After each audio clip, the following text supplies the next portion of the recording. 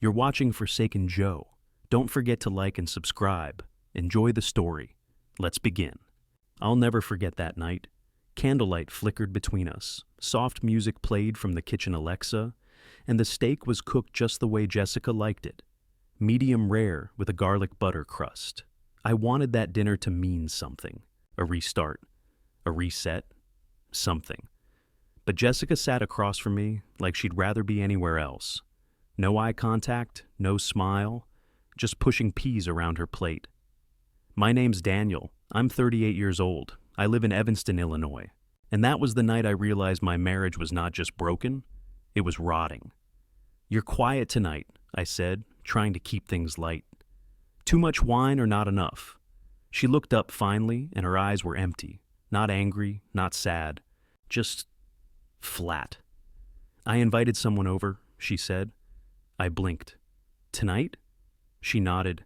In about an hour. I stared at her, waiting for the punchline, but Jessica never blinked. Who? I asked, my voice already tighter. His name's Tyler. You don't know him. I was still trying to figure out where this was going when she leaned back in her chair, her wine glass dangling from 2 fingers like she was bored. I told him he could come by. Show you what I've been missing. For a second, I didn't move. I just sat there, fork halfway to my mouth, trying to catch up to her words. You're joking, I said finally. She smiled, just a little. Not even a little. Rage bubbled in my chest, but I kept my voice low. If that man steps into this house, Jessica, you'll regret it. I promise you that. Her smirk grew. Don't threaten me, Daniel. That's not attractive? I stood up, hands shaking, but I wasn't going to give her the scene she wanted. You want to humiliate me? Fine, but you better be ready for the fallout. She stood too, slow and deliberate. Oh, I am. Then she walked out of the room like she had just told me we were out of milk, and I stood there, staring at our half-finished plates, wondering when the woman I married had become a stranger. After she left the table, I sat there in silence. The candles burned low, casting shadows that danced across our kitchen walls. It was quiet, the kind of quiet that made your thoughts louder, harsher. I didn't touch the food. I couldn't. My stomach felt like it had been yanked out of me and thrown against the wall. I kept staring at the empty chair across from mine, half expecting her to come back in and say it was a joke. A sick one, but a joke. She didn't. Instead, I sat alone and started putting together all the things I'd ignored. The late nights out that never came with details. The phone always turned face down. The new lingerie I never saw her wear for me. God, I'd been blind. Or maybe just unwilling to look.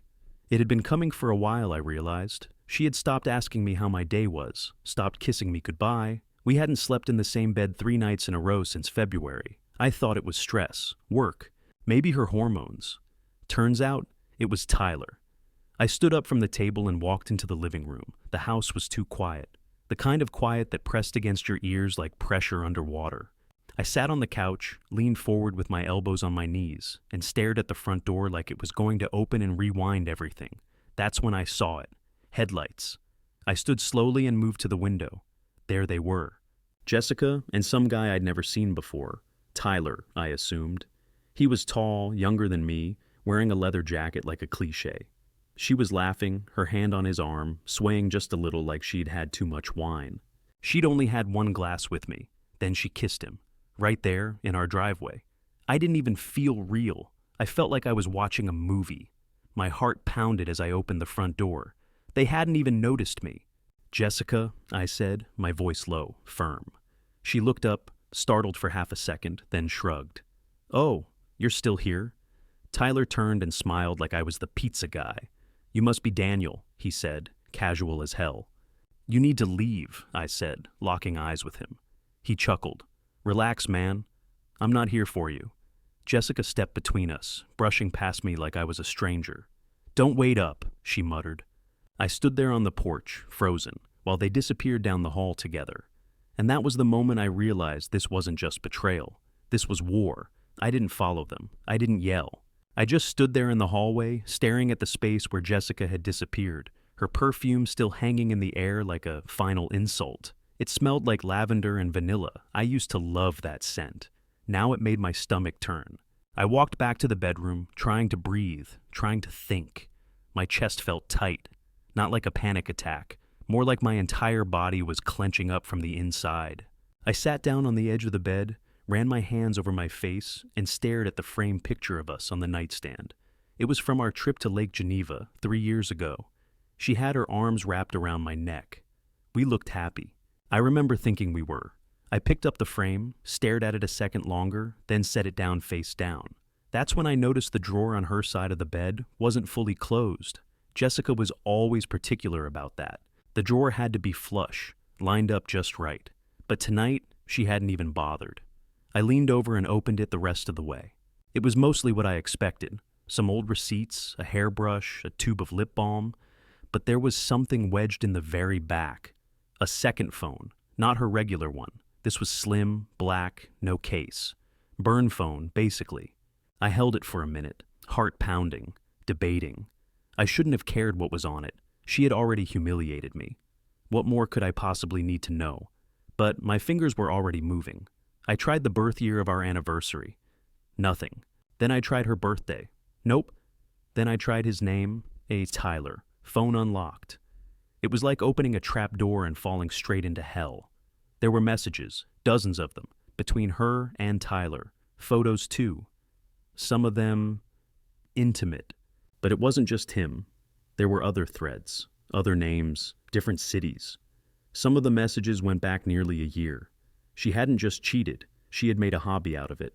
One thread stood out more than the others. It was a group chat. Jessica, Tyler, and someone named Liv. I tapped into it. Got him eating out of my hand, Jessica had written just 3 weeks ago. He won't fight it. When the time comes, I'll get the house, the car, the sympathy, and he'll be the pathetic husband who couldn't satisfy his wife. Below that, Tyler replied with a laughing emoji. Liv wrote, "Savage. You better write a book when it's done." I sat there, the phone still glowing in my hand, heart thudding so loud it hurt. My ears rang, my throat burned.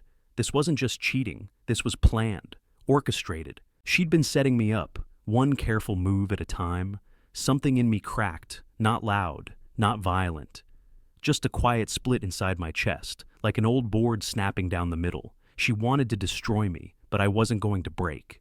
Not like this. I don't know how long I sat there, maybe an hour, maybe more. The phone rested beside me on the bed, screen dark, but my thoughts still raced with every message burned into memory. They thought I was weak, that I'd roll over like a sad, quiet fool and hand them the keys to my life with a shrug. They didn't know me at all. Eventually, I heard the front door open. Laughter. Jessica's voice, high-pitched and tipsy. Tyler's laugh behind hers, loud and careless. Then the sound of them going up the stairs. Not toward the bedroom, but the guest room. Of course. That room used to be her office. We had painted it together. I remember getting blue smudges in her hair, and she pretended to be mad about it for a week. Now, it was where she was going to sleep with another man under my roof. But I didn't move. I didn't yell or pound on the door. I just sat there, the air cool around me, my heartbeat finally steady. Something in me had changed. I got up, found a backpack in the closet, and started loading it. Not with clothes, not with valuables, with evidence. The second phone. A printed copy of our mortgage agreement, the prenup, which she'd insisted on 5 years ago because neither of us would ever be petty enough to need it. Joke's on her. I had signed it because I had nothing then. Now, I had plenty. I pulled out my laptop, sat at the kitchen counter, and began gathering it all. Emails, photos, messages synced from her phone, dates, names, everything. By the time the sun started to rise, I had a hard drive full of receipts and a new expression in the mirror. Not broken, not defeated. Cold, focused. Jessica thought she'd push me over the edge and come out the victim. But now, that she was going to learn exactly who she underestimated. That morning, I called a lawyer. Her name was Claire Whitaker. I found her through a friend from college, someone I trusted. Claire answered on the second ring, her tone brisk but not unfriendly. "You've got something serious?" she asked, skipping the small talk. "I've got a marriage imploding, a cheating spouse, and enough digital evidence to make a courtroom weep," I said. There was a pause, then a faint smile in her voice. "I'll clear my schedule." By noon, I was in her office. Sleek furniture, soft lighting, walls lined with law books she probably didn't need but kept for effect. She offered me water. I shook my head. I handed her the flash drive and watched her plug it in. The room was quiet except for the hum of her computer and the occasional muttered curse as she scrolled. After about 10 minutes, she sat back. "Well," she said, "your wife's an idiot." "That's generous." Claire leaned forward. "Do you want to go nuclear? Is there another option?" She smiled, sharp and precise. Number, not anymore. We got to work. Claire filed an emergency injunction to freeze all joint assets. The house, the accounts, the savings, everything locked down before Jessica could touch a dime. She drafted a cease and desist to prevent Tyler from entering the property again. I signed papers. I answered questions. I gave her everything. No emotion, no trembling hands. I was done mourning. By 5 o'clock, Claire had the paperwork filed and the first court date set. She looked at me over the rim of her coffee mug. "She's going to panic." "Good," I said. "You sure you're ready for this?" I met her eyes. "I've been ready since the moment she kissed him in our driveway." That night, I changed the locks. Jessica came home and found herself locked out for the first time in years. She banged on the door like a spoiled child. I watched her through the peephole, calm and steady. She didn't know yet, but the war she thought she started, she was already losing. Jessica didn't come home the next night, or the night after. She texted me once, just 3 words. "We need to talk." I didn't reply. She followed it up with a missed call, and then silence. Claire's injunction went through 2 days later. Official notices were sent to every bank and credit union where we held joint accounts. Our property was locked from sale or withdrawal, and Jessica's name was flagged on every transaction. She wouldn't see it coming until her card got declined at some overpriced brunch with her girlfriends. And that's exactly what happened. I found out through Tyler. He messaged me on Instagram of all places. His profile was a public mess of gym selfies and crypto quotes, but the DM came at 2:13 a.m. "Didn't know you guys were still together, man. I swear she told me it was already over." I stared at the message for a long time before replying. "You two deserve each other," he responded instantly. "I'm out." This got way messier than she said it was. She lied to both of us. I believed him. Not because I trusted him, I didn't. But because the message sounded exactly like someone trying to distance himself from a fire he helped start. Jessica must have told him the same story she told herself, that I was boring, checked out, emotionally unavailable, that she'd been trapped in a passionless marriage and she was just reclaiming her freedom. Only now the freedom didn't come with the credit cards, the house, or the savings. Tyler vanished from her life almost overnight. She tried calling me again a few times. I didn't answer. Then she emailed, a long-winded letter full of vague apologies, sprinkled with, "I never meant for it to go this far," and "I was in a dark place." She didn't mention Tyler by name. She didn't take ownership of a single thing, just passive regret and vague phrases like, "what we had" and "maybe we can talk." She didn't know yet that her name was already off every account. She didn't know yet that I had receipts, photos, and transcripts ready to bring to court. And she definitely didn't know yet that Tyler had rolled over and offered a statement to Claire, saying Jessica never told him she was still married. She thought she could manipulate the fallout. But now, she was the one falling, and I was the one holding the ground steady beneath my feet. It was a Tuesday when she showed up. I heard the knock and knew it was her before I even looked. There was a rhythm to it. 3 quick taps, then 1 soft. The same knock she'd used since we moved in 5 years ago. I opened the door. Jessica stood there, sunglasses perched on her head like she still had somewhere to be, like she was still someone, but her face gave it away. She looked hollow, lighter, not in a good way, more like someone who'd been picked clean. "Can we talk?" she asked, voice low. I didn't say a word, just stepped aside. She walked in slowly, like the house might spit her back out. Her eyes moved over the living room, over the missing picture frames and empty shelves. She didn't sit. I didn't offer. "I know you're angry," she began. "Angry?" I repeated, flat. "Number?" "I'm finished." She looked down. "I messed up.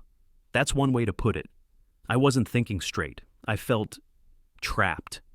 I crossed my arms. "So you invited a stranger into our home, into our bed. That sound like clarity to you?" She bit her lip, the beginning of some fake tremble in her chin. But I wasn't falling for the performance. "I have all of it, Jessica," I said quietly. The second phone, the messages, the photos, the group chats, even Tyler's statement. Her head snapped up. What? Yeah. He was surprisingly cooperative once he realized you played him too. She opened her mouth, then closed it again. I didn't come here to fight, she said. I came here to explain. You don't owe me an explanation, I said. You owe me honesty, and you spent a year avoiding it. She looked at me then, really looked at me, and for the first time, I saw fear in her eyes. Not fear of me, fear of consequences. You think you're the victim, I said, but you're not. You're the one who walked in here and lit a match. I just let it burn. She took a shaky breath. Is there any part of you, any part at all, that still loves me? I stepped closer, meeting her gaze. Number. But I remember the man I was when I did, and he deserved better.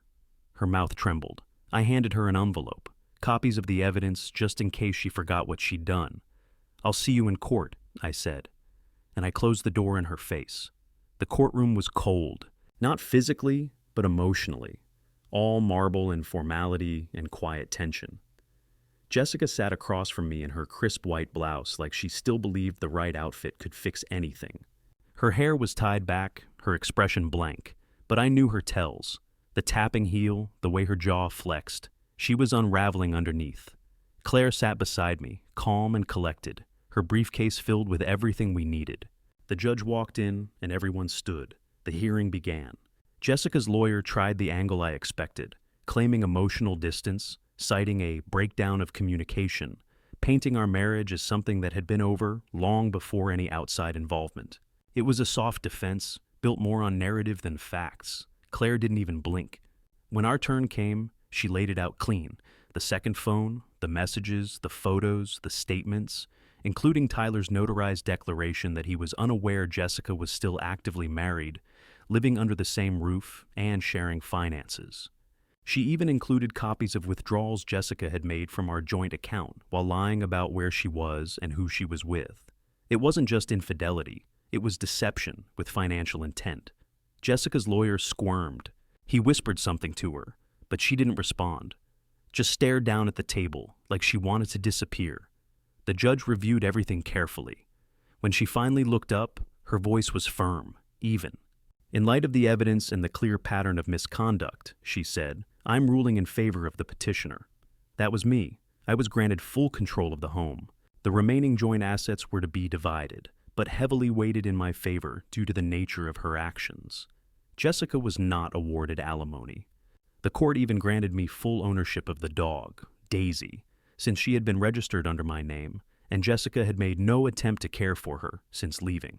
Jessica didn't say a word as we left the courtroom, but outside, she cracked.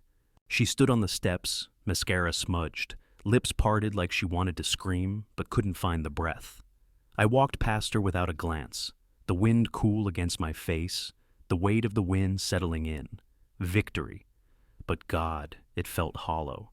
The house felt different now, not quieter.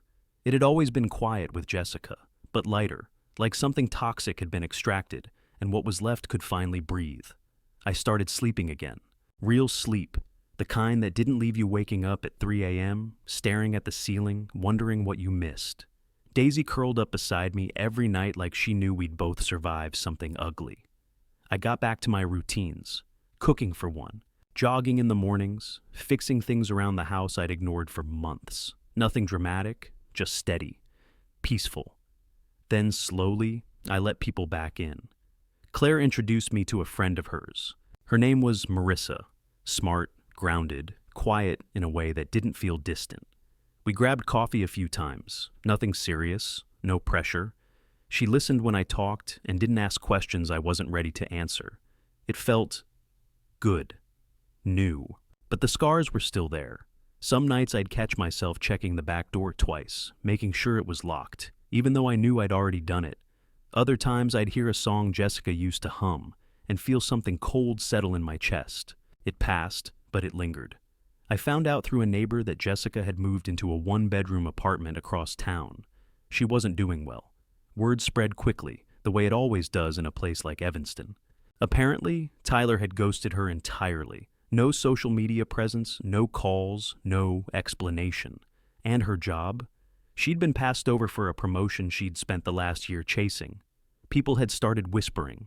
Someone must have seen the messages or heard the rumors. Either way, her reputation was bleeding. I didn't gloat. I didn't even feel satisfaction, just distance. Tyler reached out one last time, through email this time. He said he'd started therapy, that he was trying to understand why he got caught up in all of it. I didn't reply. There was nothing left to say. He wasn't my problem. Jessica was a ghost now, a story I'd tell myself sometimes, like touching a bruise to see if it still hurt. But I was building something new. Not a life with revenge in its foundation, but one that finally belonged to me. No more lies, no more masks. Just forward. She came one last time. I heard the knock on a rainy Sunday afternoon, just after I'd finished folding laundry. I almost didn't answer it. Part of me hoped it was a neighbor, maybe a package, anything but her. But when I opened the door, there she was, standing in the drizzle with her arms crossed and her hair plastered to her face. No umbrella, no suitcase of excuses, just Jessica. "Can I come in?" she asked, voice small. I let the silence stretch between us before answering. "Number. Say what you need to say from there." She glanced down, swallowing hard. "I've lost a lot," she said. "The job, the apartment I wanted, Tyler." She hesitated. "I don't really talk to anyone these days, not even my mom." I leaned against the doorframe, arms crossed. I didn't offer sympathy. I wasn't angry anymore. I was just tired. "I guess I wanted to know if you ever think about us, about what we had." I stared at her for a long moment. Her eyes were still the same, but everything else? Gone. "I think about what we were," I said. "Before you threw it in the trash." She wiped at her face, whether from tears or rain, I couldn't tell. "I know I don't deserve anything from you, not even this conversation. But I thought maybe you missed me, even a little." I didn't answer right away. The words came slow, but clear. "I don't hate you," I said. "I hate what you made me become. I hate the way I had to rebuild myself from the ground up, because the person I trusted the most was the one holding the match." She blinked, the impact hitting deeper than anything I could have shouted. "You didn't just break the marriage, Jessica. You broke the man who believed in it." She nodded once, quietly. "Fair. Take care of yourself," I said, and started to close the door. She reached out, just a little. "Wait, so this is it?" I looked at her one last time, and I smiled, not out of cruelty, but closure. "This was it a long time ago. You just didn't feel it yet." Then I shut the door, and for the first time in a long time, I didn't feel regret. I didn't look back. I picked up my coffee, turned on the radio, and let the rain tap gently against the windows as I walked into the next chapter of my life. Free. Finally. Free!